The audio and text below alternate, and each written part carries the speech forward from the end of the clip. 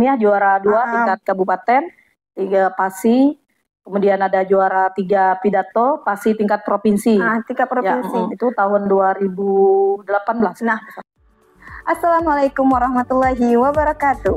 Waalaikumsalam warahmatullahi wabarakatuh. Nah, selamat datang di TV Kemenak Bangka Selatan. Kali ini kami menghadirkan tamu spesial dari Guru Pendidikan Agama Islam. Kami menghadirkan Ibu Nilawati ini untuk berbagi pengalaman apa yang telah beliau dapatkan di luar sana.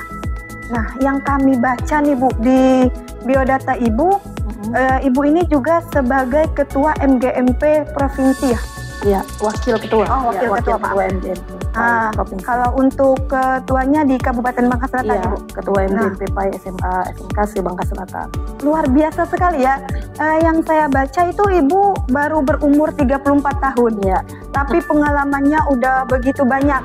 Dengan umur segitu, Ibu udah mengajar sebagai guru PAI 13 tahun. 13 tahun lebih kurang, ya. Kurang lebih 13 tahun Ibu, iya. dengan umur segitu udah menjadi ketua MGMP di Kabupaten Bangka Selatan, terus wakil ketua. Iya. Nah, selain itu juga yang saya baca nih ya Bu, Ibu juga sebagai ketua PPMI. Iya. Purna Prakarya Muda Indonesia. di Bangka Selatan. Wah, luar biasa ya Bu.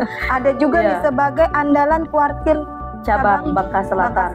Nah, sampai dengan sekarang. yang saya pikir ya, dengan umur segitu tapi pengalamannya sudah wow gitu, udah menjadi ketua dan wakil ketua, luar biasa ya. Dan di samping itu juga ya Bu, selain guru sebagai ketua MGMP, Ibu juga berpengalaman pernah nih sebagai narasumber. Iya. Pernah. Kalau boleh tahu narasumber apa itu Bu? Ya, terima kasih atas kesempatannya. Suatu kehormatan bagi kami, saya pribadi khususnya, bisa berbagi dengan teman-teman guru PAI Bangka Selatan. Ya, mungkin dalam hal ini kita berbagi pengalaman, sharing dan diskusi. Untuk pengalaman sebagai narasumber, alhamdulillah di tahun kemarin saya pernah menjadi narasumber sebagai Wirausaha Muda dan Pemula, tempatnya di IAIN SAS Bangka Belitung, yang dalam hal ini diinisiasi oleh kegiatan Direktorat Dinas Pemuda dan Olahraga Republik Indonesia, yang dalam hal ini dihadiri oleh dirjennya. Kemudian selain daripada itu, narasumber dalam kegiatan podcast ini juga menjadi suatu kehormatan bagi saya, biar bisa berbagi pengalaman dan terusnya. Kalau untuk narasumber yang lain, untuk sharing, kemudian kegiatan-kegiatan misalnya seperti P5, juga pernah diundang di beberapa sekolah gitu ya, untuk berbagi pengalaman seperti apa kegiatan-kegiatan P5 dan kegiatan-kegiatan ekstrakurikuler khususnya, baik itu di tingkat ranting maupun dari tingkat kuartir cabang. Intinya berbagi pengalaman lah dan informasi seperti itu. Itu di luar tupoksi Ibu sebagai di luar guru, tupoksi. Kalau kita balik lagi ke MGMP nih Bu, Ibu kan sekarang di 2024 ini sebagai ketua MGMP. Kalau boleh tahu proker MGMP ini seperti apa Bu? Biar kita di luar sana guru-guru PAI itu tahu bahwa program MGMP ini begini loh gitu.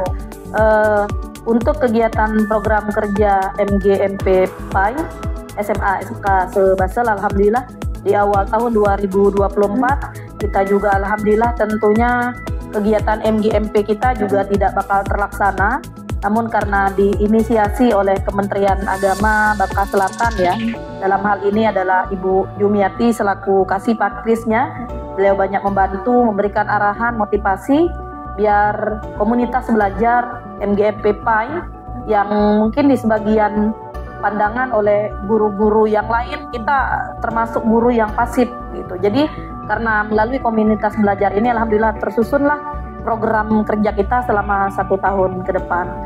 Termasuk salah satunya kemarin kita sudah melaksanakan workshop ya, IKM, dan basisnya adalah moderasi beragama, karena guru PAI itu kerjasama dengan Kemenak, KKG, SMP, dan MGMP SMA juga. Nah, selain daripada itu, hari ini juga kita melaksanakan BIMTEK, BIMTEK penyusunan ujian sumatif yang insya Allah dalam waktu dekat akan kita laksanakan. Dan artinya secara bertahap program kerja kita sudah mulai terlaksana gitu. Dan termasuk hari ini kegiatan podcast juga alhamdulillah kita mulai kita laksanakan sesuai dengan hasil daripada rapat kita dengan teman-teman MGP dan Kasih Pendidikan Pendis. Nah, yang lain juga yang tak kalah pentingnya adalah di bulan Ramadan, karena kita juga nanti akan ada kegiatan pesantren kilat kerjasama dengan Kemenak juga. Kita bantu kawan-kawan MGMP khususnya guru-guru yang punya potensi untuk berdakwah.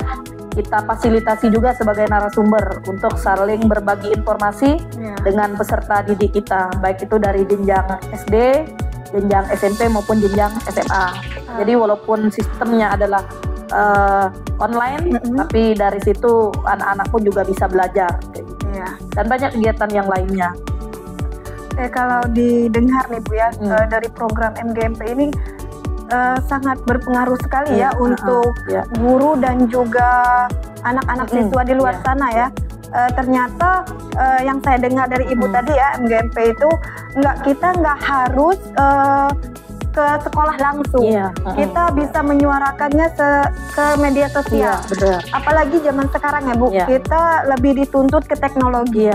Nah, bagi guru-guru PAI di sana, kita nggak harus ke sekolah ke sini tapi kita memanfaatkan teknologi yang ada ya, transformasi digital. Apapun bisa kita suarakan. Apalagi untuk guru-guru PAI di sana bahwa HP itu bisa kita jadikan alat informasi untuk anak-anak di sekolah, bisa untuk media segala macam, dan sebagai alat pembelajaran juga. Iya, pembelajaran juga. Apalagi untuk Bu Nila misalnya, Ibu Nila juga kan sebagai guru PAI ya di sekolah, di sekolah SMA Negeri 1 ya. Selain aktif di MGMP juga voksinya sebagai guru SMA Negeri 1 Air Gegas. Nah, saya pernah baca dan tahun kemarin ya, lomba KMTQ di keagamaan nih, di bidang keagamaan MTQ kayak pentas PAI, terus kemudian ada debat ilmiah. Nah, di situ juga banyak anak-anak dari Ibu Nila SMA Negeri 1 tuh sering mendapatkan juara. Baik itu juara 2, juara 3, juara 1, juara harapan 1 di bidang keagamaan itu di provinsi. Yang salah satu saya dengar ini juara harapan 1 MTQ ya, di tingkat SMA atau SMK. Kemudian ada juga juara berapa itu Pak Bu di debat ilmiah? Lomba kalau debat ilmiah juara 2 tingkat kabupaten, 3 PASI. Kemudian ada juara 3 pidato PASI tingkat provinsi. Tingkat provinsi. Itu tahun 2018. Nah, padahal kan kalau dilihat SMA negeri itu umum ya, tapi kemampuan anak itu juga ada di bidang agama. Nah, kalau dilihat dari situ kan keberhasilan anak ini Bu, prestasi siswa itu pasti ada sangkut paut oleh gurunya nih. Pasti bagaimana mereka kok bisa jadi berprestasi, bisa menjuarai tingkat provinsi gitu. Nah, kita mau menyuarakan nih Bu, mau berbagi pengalaman kepada guru-guru PAI di luar sana. Gimana sih tips, metode, strateginya kok anak-anak tuh bisa bersaing gitu tingkat provinsi gitu. Terkait pertanyaan itu, bahwa saya kembalikan bahwa kita sebagai guru PAI sejatinya ditugaskan oleh keyakinan kita bahwa kita dilahirkan itu tujuannya adalah menggali bakat minat ya yang kita potensi yang kita miliki itu sedemikian rupa. Nah, dalam ruang lingkup satuan pendidikan, tepatnya tempat saya bertugas itu biasanya kalau ada event-event keagamaan, saya yang harus proaktif memberikan semangat, memberikan kesempatan kepada anak-anak untuk belajar mengukir prestasi sebanyak mungkin. Nah, anak kita kan banyak prestasinya Bu. Jadi ada prestasi akademik, ada prestasi non akademik gitu. Nah, dari prestasi akademik dan non akademik itu kita bisa mengantongi beberapa indikator bakat minat anak. Potensinya di mana, skillnya di mana gitu. Misalnya kalau anak ini berpotensi dia mengikuti kegiatan MTQ, maka kita berikan ini loh ada kegiatan MTQ tingkat provinsi, misalnya kayak MTQ yang juara 4 kemarin, alhamdulillah siswa kami mendapatkan peringkat 4 dari juara MTQ, SMA, SMK dan pondok pesantren. Luar biasa persaingannya. Itu luar biasa pesantren sekali, juga kan? gitu kan. Padahal itu sekolah umum. Sekolah umum. Jadi bisa dibayangkan kalau pesantren dalam benak kita pasti keagamaannya sudah pasti beda jauh dengan sekolah negeri.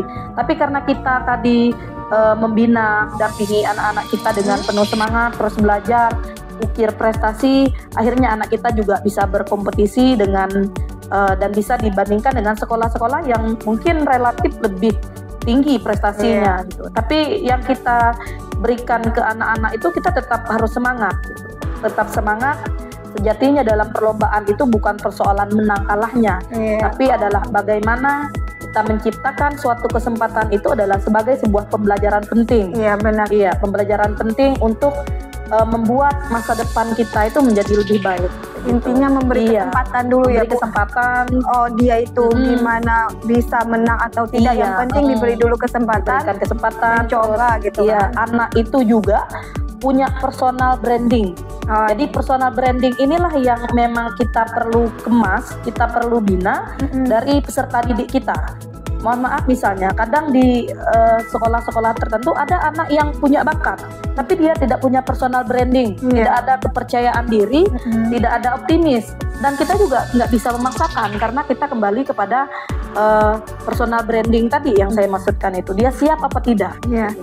Terus kita kasih tahu bahwa kita satukan persepsi bahwa nah ini kegiatan lomba ini lumayan loh, tingkat provinsi kamu dapat poin besar kalau nggak mau dapat ini gitu. Yang penting kita belajar dulu, terus diseleksi dari tingkat sekolah, kemudian kita berikan pembinaan. Misalnya kalau di kegiatan tambahan, kebetulan juga saya aktif memberikan kegiatan materi juga, misalnya Eskul Rohis, ada Rohis. Alhamdulillah Rohis kita juga aktif. Selain daripada itu juga saya bertugas sebagai wali kelas dan pembina eskul juga. Jadi tidak enak rasanya kalau dalam bekerja itu kita hanya fokus kepada satu kegiatan saja. Jadi semakin banyak kegiatan, kita juga disibukkan dengan kegiatan-kegiatan yang positif, pembiasaan yang banyak ide dan gagasan itu dari pembelajaran penting-penting seperti ini. Kalau didengar dari Ibu berarti dari gurunya dulu harus aktif dari gurunya dulu mencari tahu. Oh, kalau misalnya ada pemberitahuan nih lomba MTQ, berarti dengan cermat sigap gurunya langsung kan. Nah, untuk yang misalnya nih ada lomba seperti misalnya MTQ dan segala macam gitu, kan ada pembinaan nih. Terus pembinaan. Strategi pembinaannya gimana? Apa di luar sekolah? Apa di dalam sekolahnya tersendiri? Kalau untuk pembinaan pasti ya, karena kita keberhasilan itu sejatinya tidak hanya dari hasil, tapi adalah dari proses. Nah, proses itulah kita bisa melihat, menilai anak ini serius dan punya potensi atau tidak. Untuk timing waktu pembinaan, biasanya saya menggunakan di jam-jam terakhir jam pelajaran kayak gitu. Misalnya kalau pulangnya jam 3:30, berarti bisa kita pergunakan di akhir-akhir jam pelajaran 2:30 sampai di jam-jam terakhir kayak gitu. Kemudian weekend, jadi Sabtu Minggu gitu. Weekend juga digunakan. Oh, perlu diketahui ya untuk guru-guru di luar sana, ternyata setiap prestasi siswa itu harus ada pengorbanan. Harus ada pengorbanan waktu. Pernah Bu, waktu ikut lomba pidato masih tingkat provinsi, alhamdulillah siswa kami mendapatkan peringkat ketiga tingkat provinsi. Bahkan saat Lebaran Idul Adha pun saya kasih tahu ke anak, nak kalau kamu pengen sukses kamu harus giat. Kita harus punya komitmen, kita sepakati sekalipun tanggal merah nggak ada libur, kita tetap fokus latihan. Cuman latihan kita slow tapi ada progresnya. Ada progres biar ada kemajuan, kurangnya di mana, gitu kan. Kalau apa yang ingin kita tingkatkan itu dari pembinaan-pembinaan itu. Gitu. Mungkin ini Bu, yang saya pikirkan kan, terkadang kan anak-anak ini malas ya di sekolah. Mungkin di sekolah ibu kan misal, ayo nak ikut lomba ini, apa ada apresiasi, apa ada reward buat mereka misalnya ketika, sehingga mereka itu bersemangat untuk mengikuti apa gimana gitu. Terkadang kan mungkin Bu, yang saya lihat nih di sekolah-sekolah lain juga sama, mungkin ada pemberitahuan ikut lomba ini, ikut gitu. guru-gurunya juga membina, sama kayaknya sama hal kayak ibu kan membina. Tapi gimana kok anak-anak ibu itu bersemangat walaupun misalnya ada yang tidak menang gitu. Gimana, apa ada reward apa gimana? Pertama memang kalau berbicara perlombaan tentu reward itu akan menjadi fokus menarik tersendiri gitu. Tapi yang jelas anak-anak itu semangat kadang tergantung dari pembinanya. Karena kalau kita mengajak anak, tidak mungkin dong kita mengasih hanya acak-acakan atau setengah-setengah. Arti kita yakini bahwa ketika kita pengen mendapatkan kesuksesan, yang harus kita lakukan adalah seoptimal mungkin, totalitas seperti itu. Untuk reward, biasanya kalau anak kami yang memendangkan prestasi, baik itu prestasi akademik maupun non-akademik, biasanya kami akan merangkum hasil penghargaan itu, baik itu berupa trofi atau sertifikat, itu kita rangkum. Kemudian sekolah biasanya di akhir semester atau di akhir tahun memberikan reward. Jadi memang sudah ada alokasinya, Bu. Jadi mereka dikasih reward, kemudian diberikan penghargaan khusus dari pihak sekolah. Itu yang menjadi dorongan anak-anak. Kemudian ini, Bu, saya tanya lagi ya, Bu ya. Tadi kan terkait anak ya, anak mungkin berprestasi segala macam. Nah, untuk sekolahnya mungkin kalau untuk lomba-lomba mungkin sekolah lain juga sama kan, karena pasti ada pemberitahuan. Nah, untuk sekolah kan mungkin beda-beda ya programnya. Nah, untuk sekolah SMA Negeri 1 sendiri untuk di bidang khusus ke bidang agamaan ini program unggulannya apa, Bu? Kita alhamdulillah pertama dalam pendidikan keagamaan itu sebenarnya kita adalah mengantarkan karakter anak itu supaya beriman, bertakwa kepada Tuhan Yang Maha Esa. Maka kalau dalam kurikulum P5 di Kementerian Pendidikan dan Kebudayaan dikenal dengan istilah P5-nya, maka kalau kita di PAI itu dikenal dengan istilah profil pelajar rahmatan lil alamin. Itu yang kita tekankan. Pertama adalah pembiasaan karakter positif.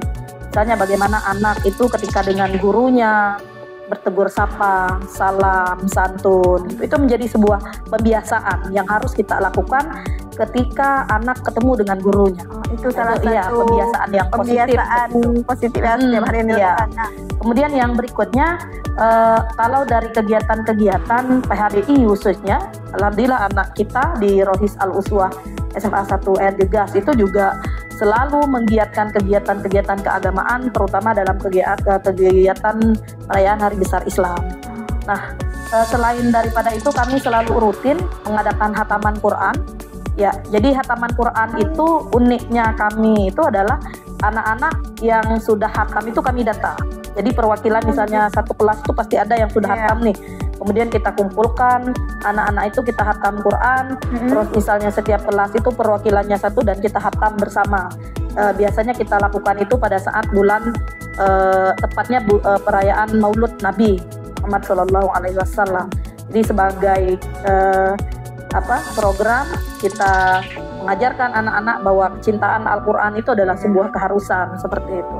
Selain kegiatan PHBI juga ada kegiatan pengenalan memberantas buta aksara Al-Quran yang dalam Eskul Rohis dan pelajaran agama sendiri, anak SMA 1 Air Gegas tidak boleh ada yang buta aksara Al-Quran.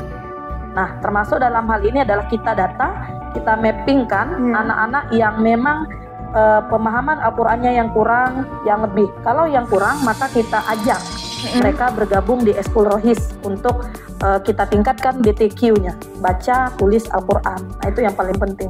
Itu menjadi program khusus bagi kami dan memang menjadi program utama bagi program keagamaan di SMA 1 Air Gegas. Jadi sembari itu, jadi biar anak-anak itu juga paham, oh ini ternyata pentingnya belajar Al-Quran. Seperti itu. Kalau didengar luar biasa ya, Bu ya, untuk program-program unggulannya, maksudnya tidak semua sekolah bisa mengadakan program seperti itu. Mungkin bisa pembelajaran untuk sekolah di luar sana, Bu. Yang saya tekankan di terakhir itu program buta aksara. Ini kan udah tingkat SMA ya, SMA, SMK, dan anak-anak itu mungkin yang nggak bisa baca Al-Quran itu dominan malu, Bu. Iya, benar. Malu kan, apalagi misalnya baru baca Iqra. Iya. Nah, itu cara menuntas untuk terakhir. Itu cara menuntasnya gimana, Bu? Iya. Memang sebenarnya pemahaman anak dalam membaca Al-Quran itu adalah berawal dari tingkat dasar. Kalau dulu ketika masuk jenjang menengah pertama dan atas harus disertai dengan ijazah Iqra.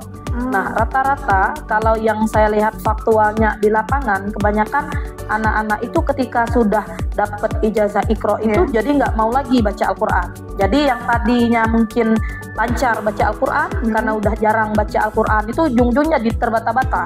Maka satu yang saya pahami bahwa, upayakan setiap waktu kamu sholat 5 waktu itu, upayakan bukalah Al-Quran, walaupun cuma 1 ayat. Disitulah kita belajar bahwa Al-Quran itu sepandai-pandai kamu membaca, kalau kamu tidak sering mengulanginya, dia akan hilang sendiri. Iya, benar. Kita ibaratkan kalau pisau itu kalau tidak sering diasah, dia akan tumpul dengan sendirinya. Tapi setumpul-tumpulnya pisau, kalau sering kita asah, dia akan tajam dengan sendirinya. Gitu. Jadi memanage itu, saya kadang berbagi dengan anak-anak yang memang sudah tingkat kemahiran membaca Al-Qurannya sudah bisa dikatakan jahid-jahidan lah seperti itu ya. Mereka jadi tutor sebaya. Kadang anak itu mungkin dengan kita guru dia masih canggung, malu, pasti malu. Iya, malu. Tapi mungkin dengan kawan sebayanya bisa dikatakan sebagai pembelajarannya adalah tutor sebaya, dia bisa sharing.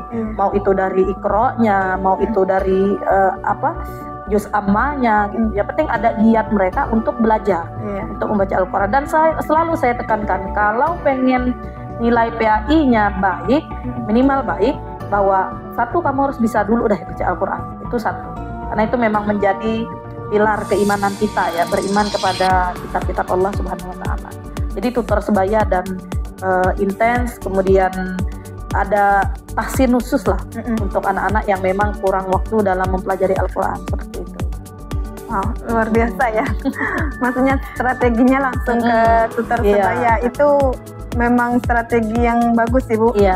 Soalnya anak-anak sekarang itu kan Gen Z ya, Gen Z yang orang-orang bilang sekarang tuh agak susah dipahami, tapi Ibu strateginya luar biasa. Jadi kalau pagi-pagi itu kan kita juga ada program literasi ya, literasi Al-Quran juga, baca Yasin. Itu setiap hari? Hari Selasa, kemudian Kamis, dan Jumat. Jadi anak-anak itu terbiasa membaca Al-Quran. Juz amma gitu ya? Juz amma. Jadi itu salah satu. Dan kadang juga saya kalau di kegiatan pembelajaran, bosan di kelas, saya akan kadang ke musola. Kemudian misalnya di luar lapangan, saya bentuk mereka menjadi sekelompok kecil dengan kelompok satu misalnya, ini tutornya. Jadi saling memberikan informasi, oh ini bacaan yang salah, ini bacaan yang benar. Jadi mereka saling bertukar pikiran. Jadi kita bentuk kelompok kecil, oh ini tutor sebayanya kelompok ini, kemudian kita bentuk kelompok yang lain, ini tutor sebayanya ini loh yang kita ajarkan. Jadi mereka lebih leluasa, dan alhamdulillah tipologi anak-anak kami juga tipologi yang memang siap belajar, walaupun kadang-kadang harus ekstra gitu loh ya. Namanya juga siswa-siswi, tentunya juga tidak terlepas dari peran kita sebagai guru PAI. Kalau saya dengar dari tadi ya, Bu, program di SMA Negeri 1 Ergegas ya, perlu menjadi contoh untuk sekolah-sekolah yang di luar sana, dan Ibu Nilawati ini juga bisa menjadi contoh untuk guru-guru PAI yang ada di luar sana. Luar biasa, udah umurnya muda, pengalamannya banyak, dan prestasinya juga banyak. Dan anak-anaknya juga berprestasi. Terakhir nih, Bu, kesan-pesannya untuk guru PAI, biar di luar sana guru-guru PAI itu ada semangatnya untuk seperti Ibu Nila ini loh. Baiklah. Pesan dan kesan saya selaku guru PAI bahwa jangan pernah berhenti belajar dan terus belajar. Jadi tidak ada batasan usia untuk belajar. Kemudian sebagai guru pendidikan agama Islam, kita jangan mau dikatakan bahwa guru pendidikan agama Islam itu adalah guru yang jadul, yang jadul. Artinya semakin tinggi pendidikan kita, idealnya juga kita harus siap belajar, siap bertransformasi, apalagi sekarang dekat dengan transformasi digital. Mau tidak mau, guru PAI secara bertahap, secara step harus terus belajar. Dihilangkan bahwa guru PAI itu adalah guru yang jadul, guru yang ketika belajar itu cuma ceramah doang, tidak. Tapi bagaimana kita sebagai guru PAI itu mengemas pembelajaran itu semenarik mungkin. Misalnya dari strategi pembelajaran itu kita olah mau itu diskusi, entah itu PJBL-nya gitu ya, dengan strategi yang variatif. Saya pikir anak-anak itu nggak ada kata bosan. Misalnya kalau saya kadangkala pada saat kegiatan pembelajaran itu saya selalu merubah, bahkan dari hal yang sepele sekalipun. Nak, tolong dong tempat kursinya dirubah. Itu sepele, tapi dampak dari pengelolaan kelas itu sangat luar biasa. Diskusi misalnya kelompok ini, kelompok itu, besok tatap muka beda lagi. Jadi itulah tuntutan kita sebagai guru, jangan pernah berhenti berinovasi, bertransformasi, dan tentunya berkarya. Karya kita itu bisa dari yang paling kecil di kelas sendiri. Bagaimana kita mengemas kegiatan pembelajaran itu agar senantiasa kreatif, aktif, dan menyenangkan. Bagaimana kita melibatkan anak ketika belajar, anak-anak ini kan senang semua nih main HP. Jadi bagaimana cara kita mengemasnya? Misalnya, kegiatan tugasnya berupa membuat misalnya semacam pilihan pendek. Saya pernah kemarin di kelas 12 MIPA 2 ya. Saat itu saya kasih tugas mereka membuat film pendek. Setelah mereka bikin, saya kasih durasi seperti ini, manuskripnya mereka kasihkan ke saya, mereka pahami. Besok, nak, pertemuan berikutnya kita nonton bersama. Wah, anak-anak senang luar biasa. Mereka menonton hasil karya mereka sendiri. Karena karya kami ditonton, dan apalagi ditonton oleh teman-teman yang banyak kan. Jadi kita tonton film mereka, karya mereka, ini loh kita kurang-kurangnya. Jadi mereka semangat.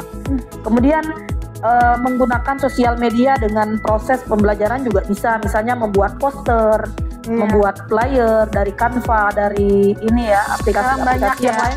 Banyak. Wah, anak kita sangat antusias sekali kalau untuk yang jenjang ini ya SMA. Tapi kalau untuk yang jenjang dasar, saya pikir juga mungkin secara manual tak kalah menariknya juga, tergantung daripada guru tersebut bagaimana mengemas pembelajaran itu biar lebih menarik dan menyenangkan seperti itu.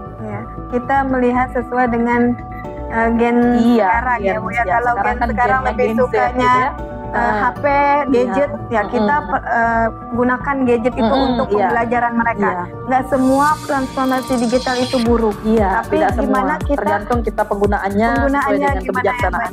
Dan mereka juga bisa menggali potensi mereka di situ ya Bu ya. Apalagi anak-anak zaman sekarang lebih pintar dan lebih pandai daripada orang-orang yang gen-gen sebelumnya kan. Jadi memang belajar tipe yang pengen diminta oleh kementerian kita itu adalah bagaimana kita sebagai guru adalah fasilitator, mampu memenuhi kebutuhan siswa itu ketika belajar. Makanya ada istilah pembelajaran diferensiasi. Bagaimana setiap anak itu punya permasalahan sendiri dalam belajar, dan keanekaragaman itu yang harus kita fasilitasi. Kalau ada yang senangnya misalnya belajarnya tentang ngedesain itu ya kita ikuti ya. Kemudian ada yang senangnya misalnya lebih kebanyakan auditori atau audiovisual ya kita fasilitasi, walaupun tidak dalam waktu yang bersamaan, tapi ada di pembelajaran tertentu yang kita penuhi itu kebutuhan mereka sesuai dengan kebutuhan peserta didik masing-masing seperti itu. Baiklah, jadi kesan dari Ibu Nilaiwati ini untuk guru-guru PAI yang saya rangkum nih, guru harus banyak belajar dan jangan mau berhenti untuk bertransformasi gitu. Nah, Bu, terima kasih udah mau mengisi di Kemenak Bangka Selatan. Apa yang Ibu sampaikan ini mungkin bisa menjadi pengalaman dan pembelajaran untuk guru-guru PAI di luar sana. Bahkan bukan cuma guru PAI yang bisa belajar dari pengalaman Ibu, bisa jadi orang tua dan para siswa juga. Sekian apa yang telah Ibu Nilaiwati sampaikan, dan terima kasih. Wassalamualaikum warahmatullahi wabarakatuh. Waalaikumsalam warahmatullahi wabarakatuh.